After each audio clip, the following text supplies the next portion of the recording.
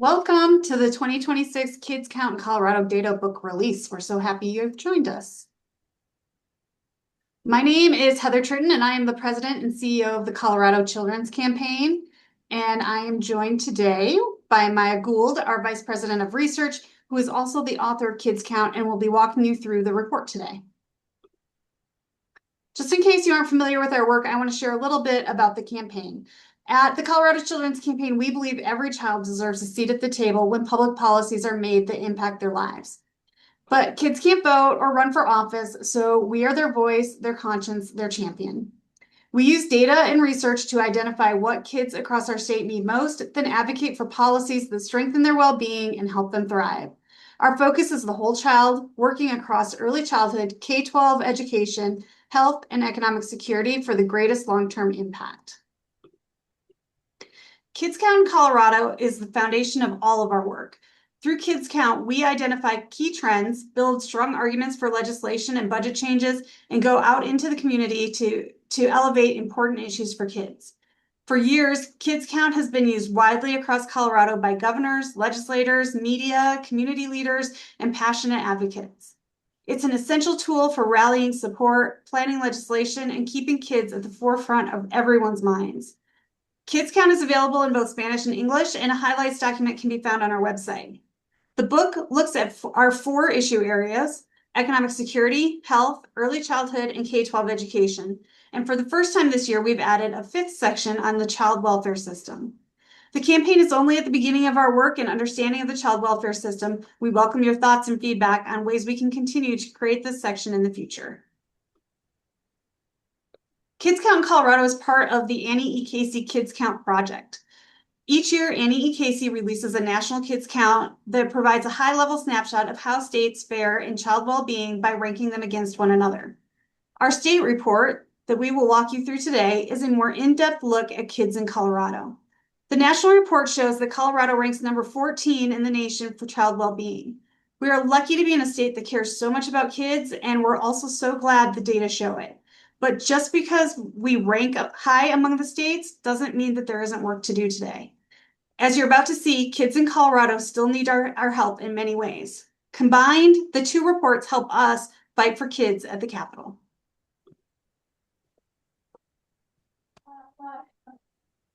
Lastly, before we dig in, we want to take a moment to thank all of our partners.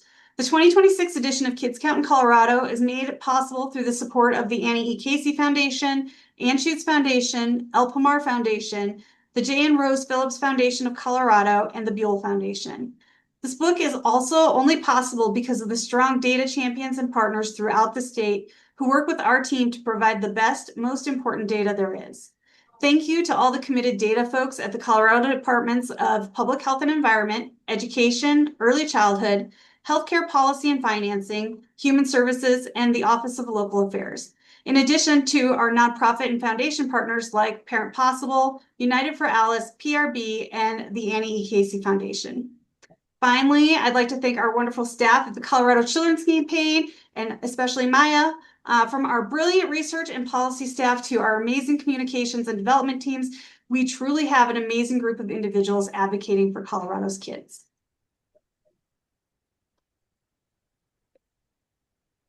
And now I am going to turn this over to Maya. Thanks, Maya. Thanks, Heather.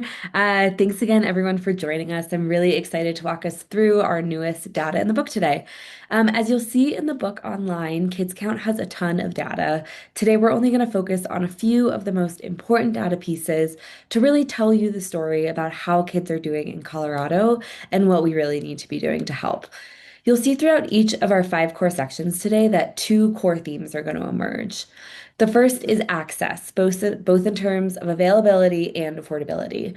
Colorado has made a lot of great efforts over recent years to help kids and their families get the supports they need. But with rising costs and growing budget challenges, we're seeing that accesses to services are a growing problem for kids and their families. Second, we're going to talk to you about groups that need more, who these access problems really affect the most. Some kids don't have the same levels of support as others, and so we're going to talk about who those kids are and ways that we can help. So, first, who are Colorado's kids? For those who would like to follow along, you can turn to page 8 to see the demographics section. The data I'm about to walk you through is our best, most recently available data, and oftentimes that is from 2024. And that's because, due to best data collection practices, there's often a little bit of a lag to make sure data is of high quality. Colorado is home to about 1.2 million children. Roughly 1 in 5 Coloradans are kids. You can see that 31% of children are under the age of 6, 39% are school age, and about 30% are teens. As in previous years, we see that the Colorado child population is declining. Between 2019 and 2024, the child population decreased by about 29,000 kids. But at the same time, we are seeing that more babies are being born here. Over 64,000 babies were born in 2024. That's about 3,000 more than the year before. Colorado kids come from diverse backgrounds and have a variety of experiences, strengths, challenges, and needs. We see that just over half of children in Colorado are white, followed by Hispanic children, who make up about a third of the population. And all of these kids live across the state. This map here shows the child population by county, with the darker counties having the larger populations. Over half of Colorado's kids live in the Front Range, with the biggest populations in El Paso, Arapahoe, Adams, and Denver counties. All children, wherever they live in the state, should have what they need to thrive. But as you'll soon see as we walk throughout this report, where a child lives can have a really significant impact on the type of resources, services, and opportunities that are available to them. Okay, so our first meaty section, economic security, begins on page 12. Colorado is a wealthier state, and a lot of kids and families here have what they need, but a lot do not. And as you'll see through all sections of this report, kids who grow up without enough resources struggle more to reach their potential. And that's because they don't have the same levels of opportunity and support as children from higher income households. According to the National Kids Count report, Colorado ranks 21st in the nation for economic well-being. And that's significant because Colorado is one of the wealthier states in the country. In this section, we're going to paint a picture for you of truly how many kids in Colorado should be considered low income and ways that we can help make sure that they're getting their needs met as their families are working towards higher incomes. So, the big highlights this year that we're going to dive into is that if we look beyond just children who are living in poverty, we estimate that actually about 1 in 4 children in Colorado should be considered low income. This is particularly true among single parent households who are nearly 4 times more likely than married households to face some kind of financial hardship.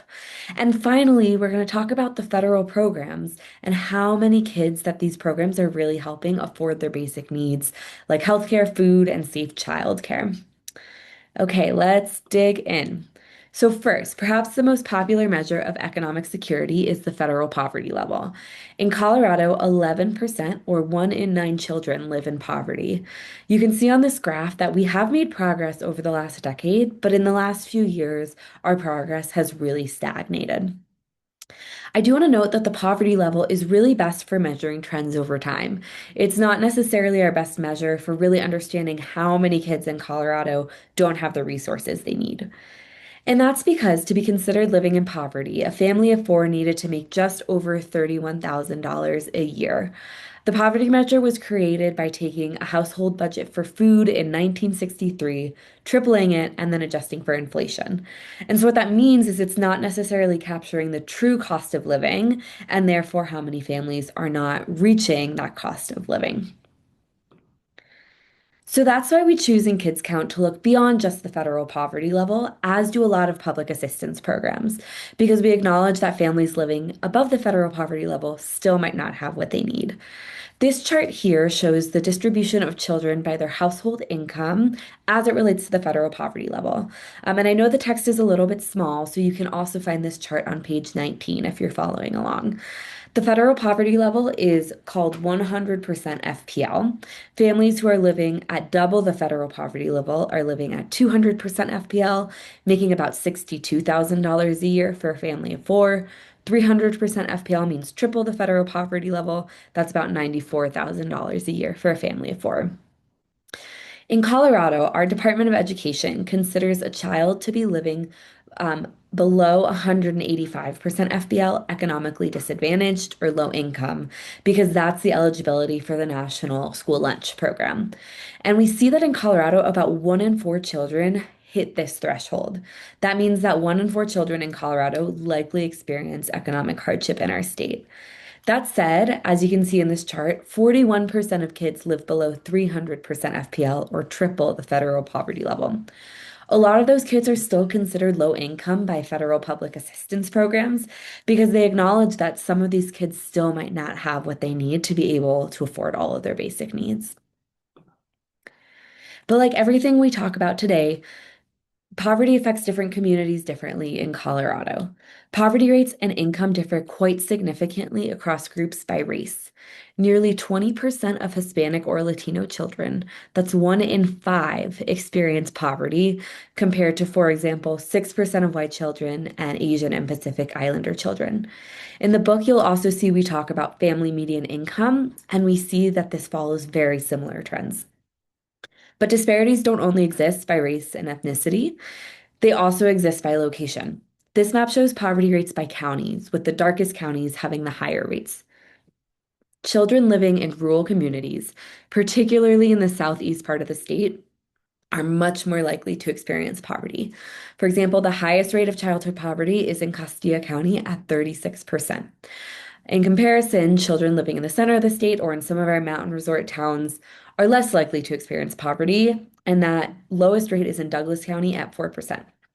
I also want to flag in the book, for the first time, we include something called the Child Opportunity Index, which looks past just income and describes at the neighborhood level where kids have better access to resources and opportunities and how much that's impacted by where they live in Colorado. But up until now, we've only really talked about income. We haven't compared it to cost of living. And thankfully, there is a tool that does that called ALICE. ALICE stands for Asset Limited Income Constrained Employed. It's created by United for Alice and brought to Colorado by the United Ways of Colorado. And what it does is it estimates a household survival budget, or the minimum budget needed to afford basic needs, at both the state and the county levels. Here you're looking at the Colorado budget in 2024 for a family of four. You can see that the family needed just over $94,000 to afford their basic needs. But this did range by county. The most expensive county was Summit County, where a family needed $131,000, compared to Baca County, which was the most affordable county, where a family of four would need $66,000. Using this budget, Alice calculates all the families who are not hitting this minimum cost of living in their county budget. And what it finds is that 27% of households with children in Colorado are making less than their estimated cost of living. And it identifies these families as experiencing some kind of financial hardship. These families are often making it work, but they're forced to stretch really limited resources and make difficult decisions about what cost to prioritize. Like, for example, figuring out how to pay for their medication while also being able to afford a childcare that they trust. And similar to the poverty rate, financial hardship affects different communities differently. You can see here that single parents are nearly 4 times more likely to experience financial hardship than married households. And in 7 rural communities, over half of households with children are making less than their cost of living.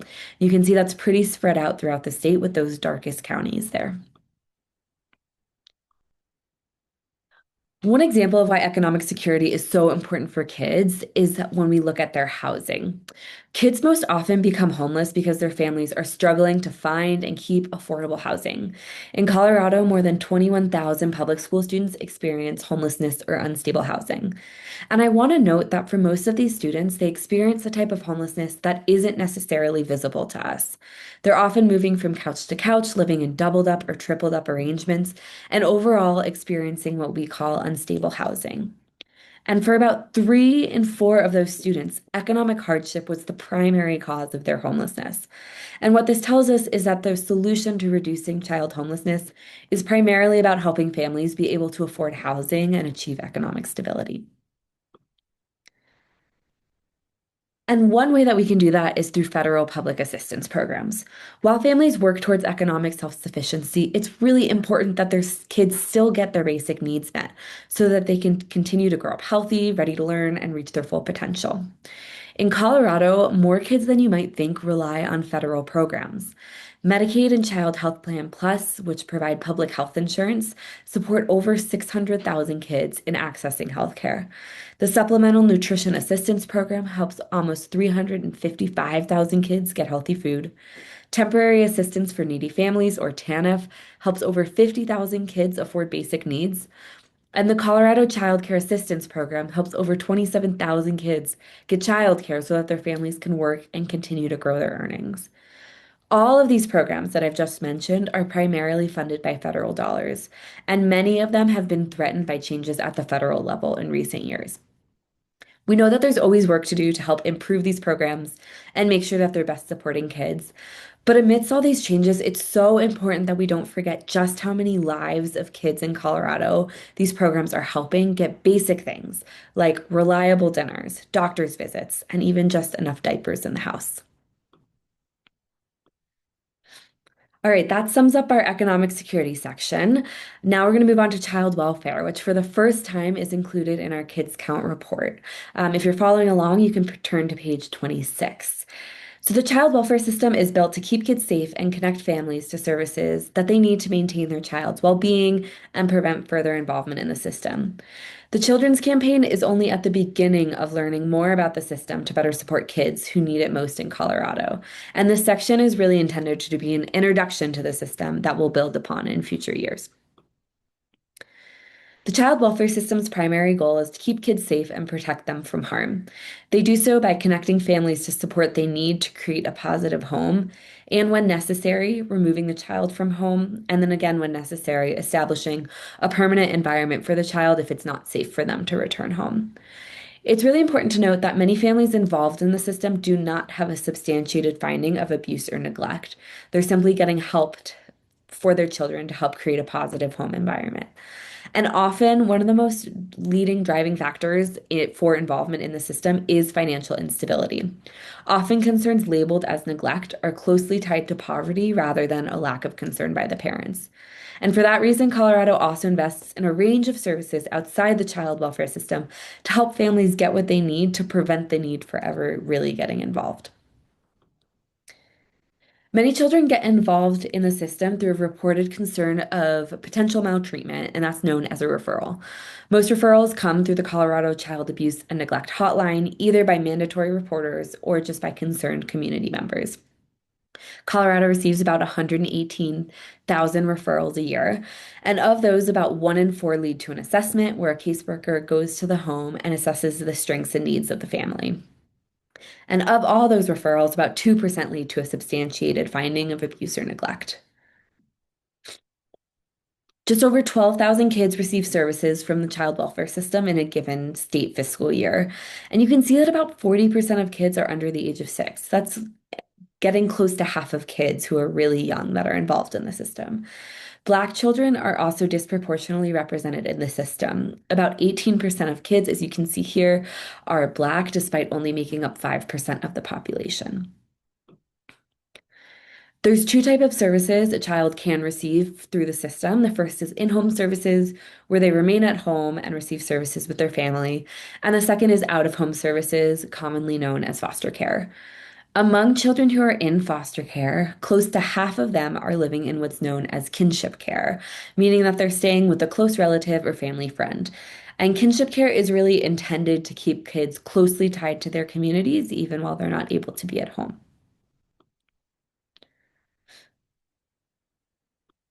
But many foster youth have experienced abuse, neglect, and extreme trauma.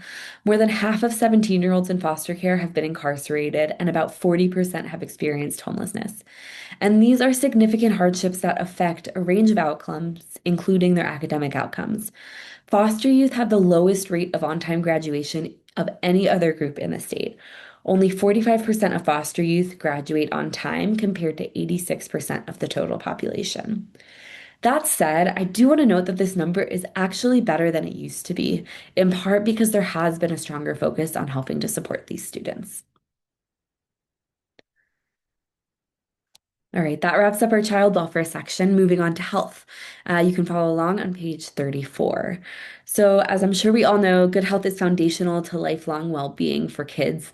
Colorado ranks 24th in the country for children's health in the National Kids Count book. So, there is a lot of work to be done for kids' health here. Remember that access theme I mentioned at the beginning? That's really our big focus in health this year. We see that access is limited in health in Colorado, both in terms of health insurance, which makes healthcare affordable, and also in terms of the availability of providers for kids. So here's the big story we're going to dig into. First, vaccines have been a growing conversation across the country, as I'm sure we're all aware, and we see that 1 in 3 2-year-olds in Colorado have not received all of their recommended vaccines. Health insurance is one way to help make sure kids are getting vaccinated. And we see that Medicaid and CHIP, which are the public health insurance programs, serve 10% fewer kids in just 1 year. And at the same time, the uninsured rate among low-income children eligible for these programs doubled. And finally, even when kids do have health insurance, sometimes it's hard to find a doctor. About 70% of kids cannot easily get to a well child visit. Okay, let's dig in. In Colorado, nearly 1 in 3 babies were born to a mother who did not have adequate prenatal care. This chart here is a new addition to Kids Count called the Kotelchuk Index. And what that does is it measures the level of adequacy of prenatal care a mother had based on when she started prenatal care and also how many visits she had. And as you can see here, 33% of babies were born to mothers with less than adequate prenatal care. We think that this is an availability problem, not a health insurance problem. Prenatal care is covered by most health insurance plans, including public health insurance, and still women are struggling to get their visits because there's not enough health professionals. For example, about 3 in 4 women in Colorado live in a community where there are only enough providers to serve 20% of the women who need it. Colorado, like I mentioned, ranks 30th in the nation for 2-year-old vaccinations and 37th in the nation for 3-year-old vaccinations. The American Academy of Pediatrics recommends 7 vaccines for a child by the time they're 18 months, yet 34% of children born in 2021 had not received all their vaccines by 24 months. And I want to note that most families nationwide are still very supportive of routine vaccines, but there is growing skepticism, which could potentially be leading to lower vaccination rates.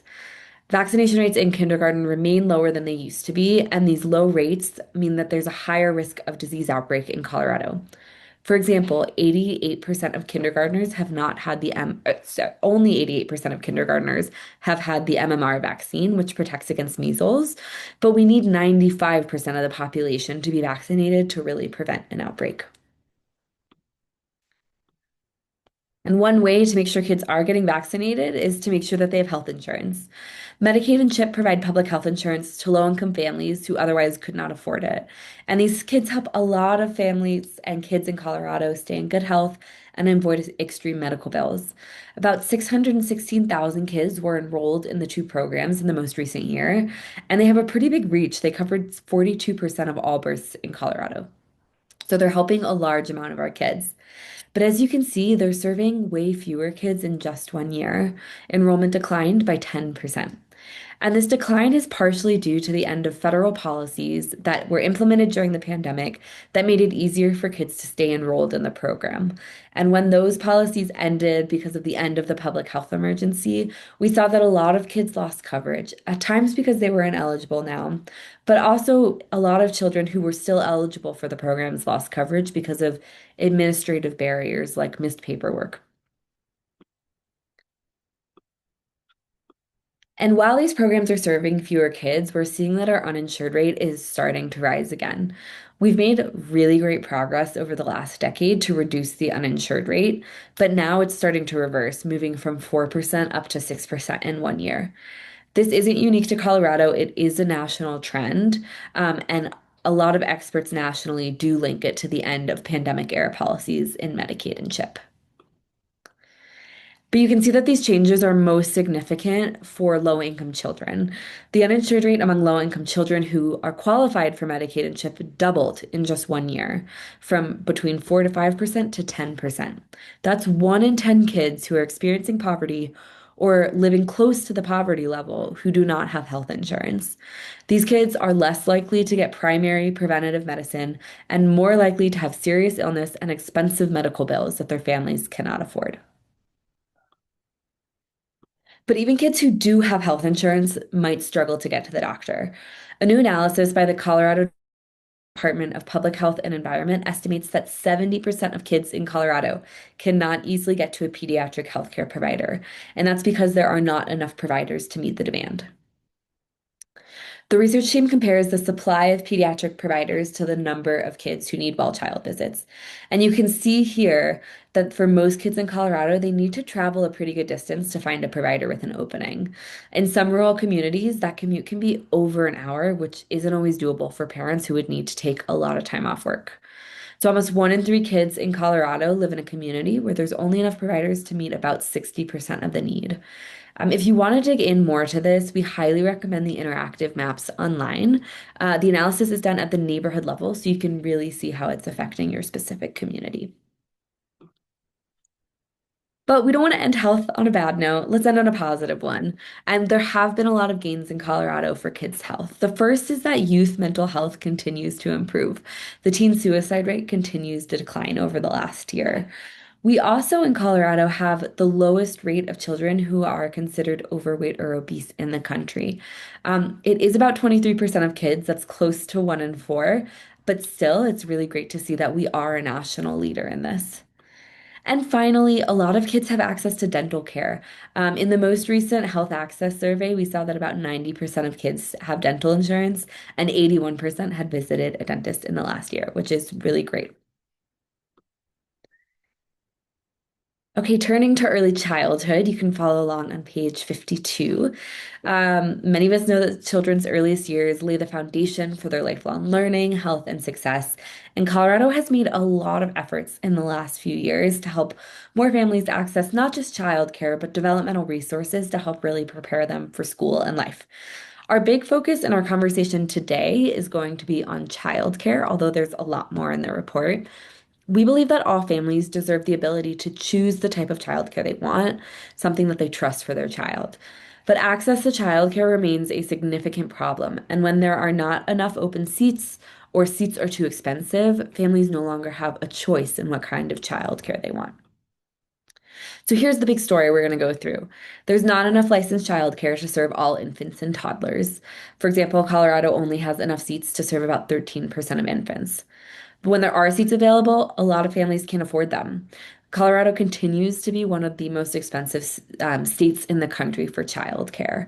And finally, the Colorado Child Care Assistance Program, known as CCAP, which is intended to help make childcare more affordable for low-income families, is facing an acute funding shortfall, leaving a lot of these families on a wait list or in an enrollment freeze.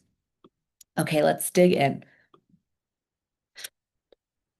So, like I said, Colorado only has enough seats to serve 13% of infants. What you're looking at here in this chart is the number of licensed seats compared to the total population by age group. And what we use this data for is to help us understand the availability of choices and options available to families in Colorado. And only 13% of infants and 29% of toddlers can be served by licensed childcare, which is a pretty stark comparison, as you can see, to preschool age kids. Well, not every child and every family is looking for licensed seats. What this really highlights is that a lot of families don't even have the option if they want it. And when those seats are available, sometimes it's too expensive for families. Childcare in Colorado is particularly expensive. The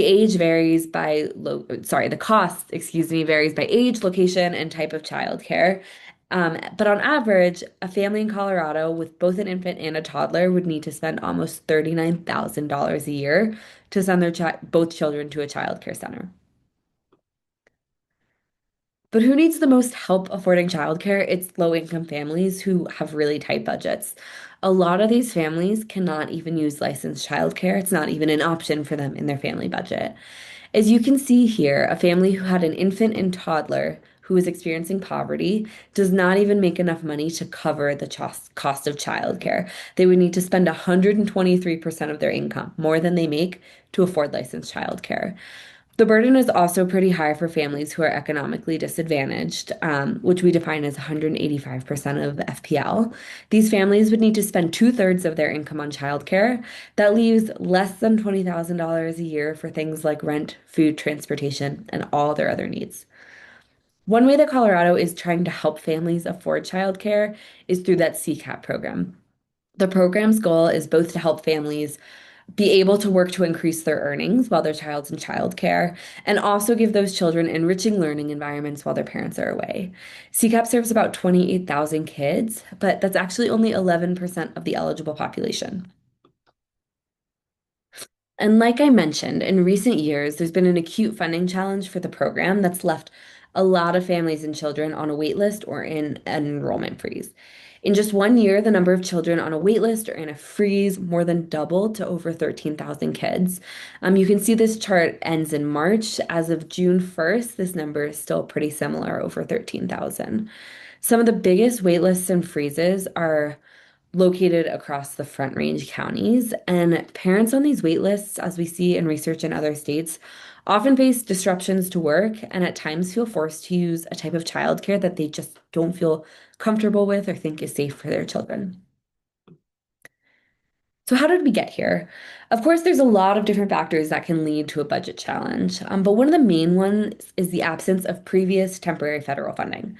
So, as you can see in this chart here, CCAP is primarily funded by federal dollars. It's a federal program with state and local contributions. And in essence, what happened is Colorado got more temporary federal funding during the pandemic, and it used that funding to help serve more children.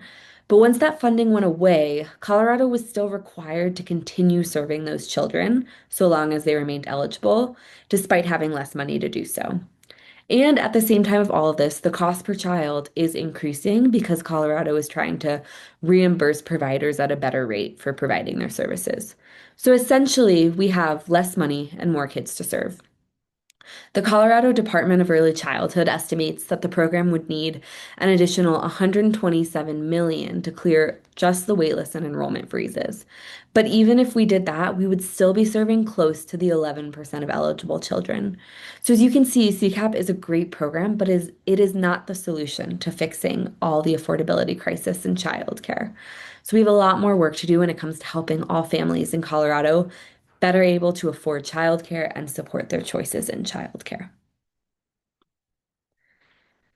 But on a positive note, Colorado has invested heavily in preschool access and affordability.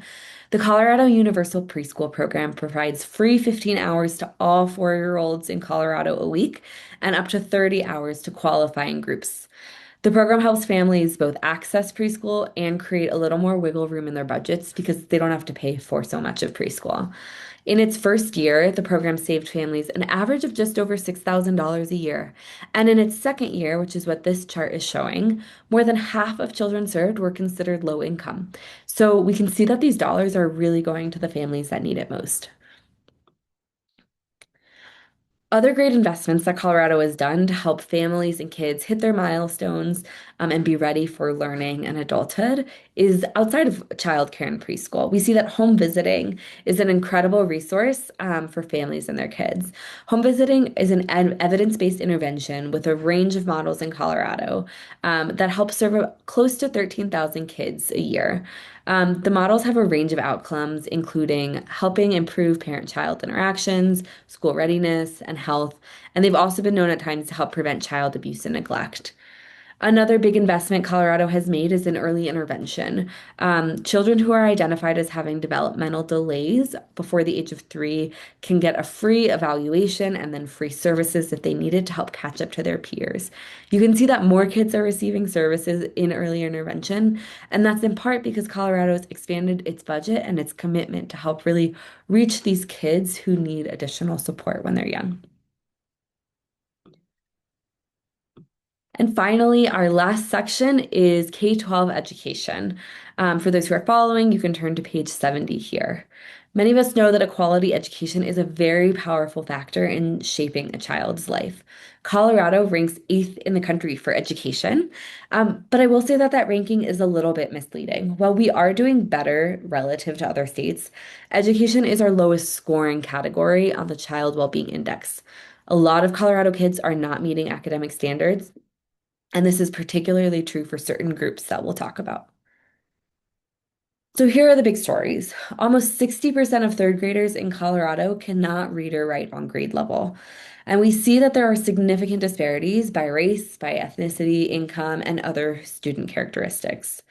And in part, students might not be meeting these standards because they're not attending school. Close to 30% of students are considered chronically absent, meaning that they miss 10% or more of the school year. I want to note that a lot of what you've just seen and what you're about to see is not new news, but we owe it to Colorado's children to stop treating these stats like inevitable and start paying more attention to them and get them what they need to succeed. So just to level set, how many kids in Colorado are in public school? We have close to 871,000 preschool through 12 public school students, and it's a pretty diverse student body with a lot of different experiences and characteristics. About 14% of students are English language learners or special education students, and close to half of students qualify for the National Free or Reduced Price Lunch Program and are considered economically disadvantaged. I do want to note here that student enrollment, like the child population, is declining, and that is something that you can dig into a little bit deeper in our book. Similar to national trends, to start on a positive note, graduation rates have grown by almost 10 percentage points in the last decade. That's a really big achievement. Students who get a high school diploma have higher earnings, better health, and greater overall stability into adulthood.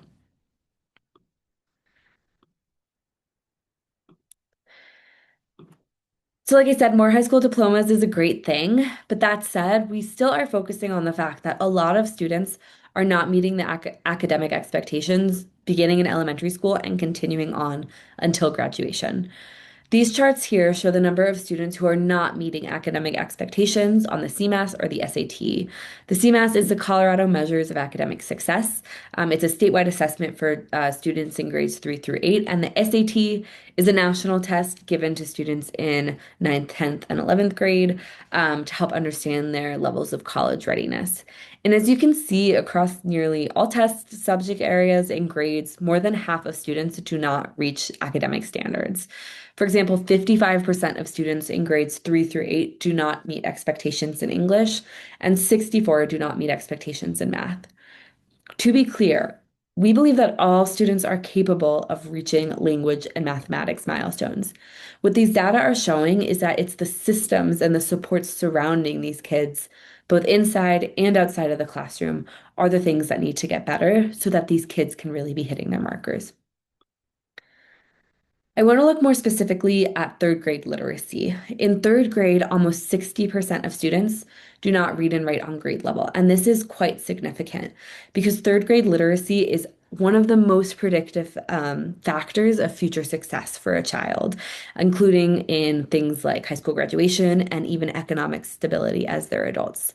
And that's because through the end of third grade, a child is learning to read. But starting in fourth grade, they need to use that skill of reading to gain more knowledge and learn. And so when students start fourth grade without having the reading and writing skills they need, they're beginning already behind their peers, and it's difficult for them to acquire the new knowledge.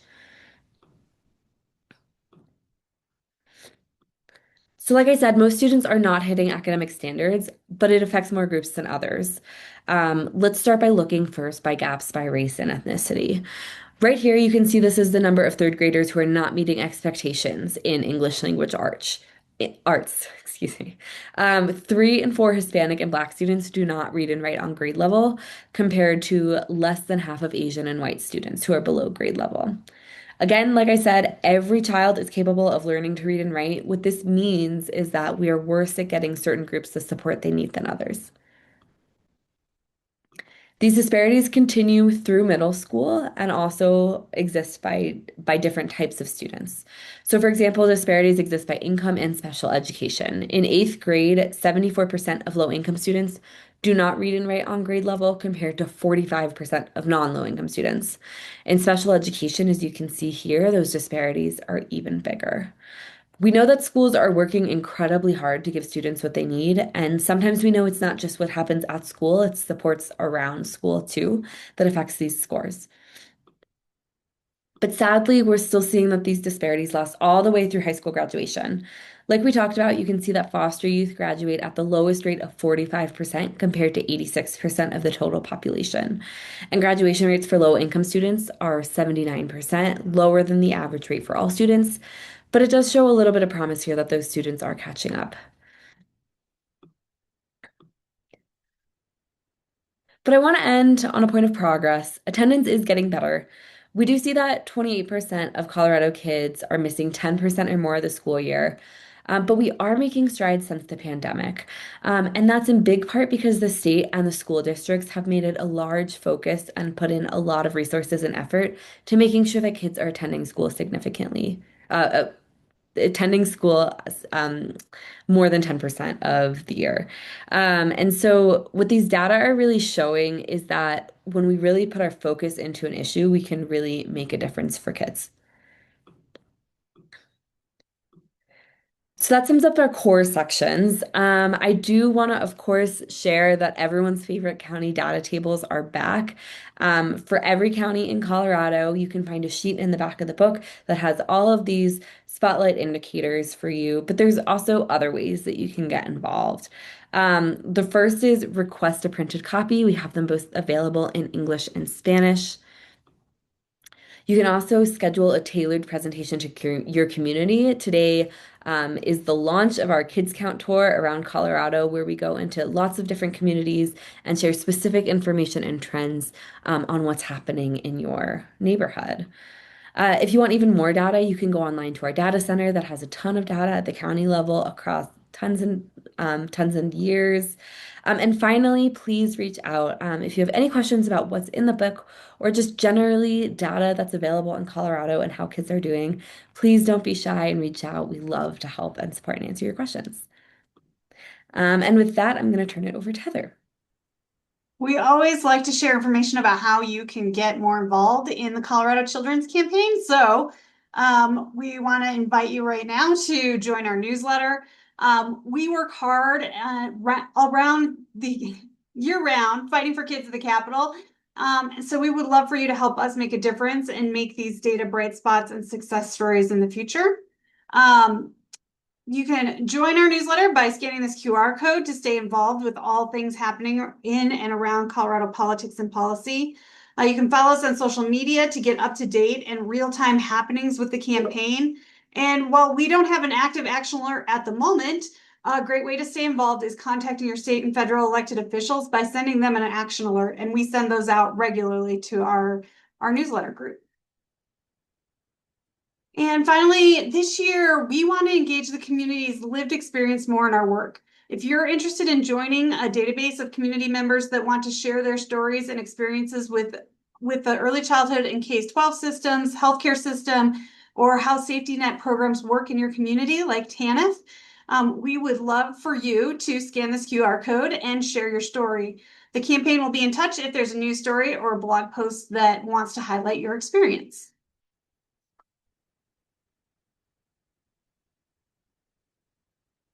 And then we always want to invite everyone to our connection reception. So we are hosting our annual connection reception on Thursday, September 17th from 4 p.m. to 6 p.m.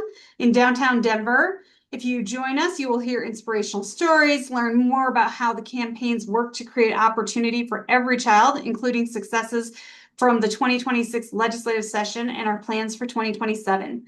You don't want to miss this opportunity to celebrate, network, and enjoy some tasty food. So you can use this QR code to purchase your ticket now and get it on your calendar. And then finally, please always feel like you can reach out to us. So here's our contact information. If you have more questions, please feel free to email Maya. If you have some media needs, please reach out to Jackie, and Leah can get you set up with one of those presentations that Maya talked about earlier. So thank you again for joining us today. We appreciate your time, and we look forward to working together to make sure that kids count in Colorado.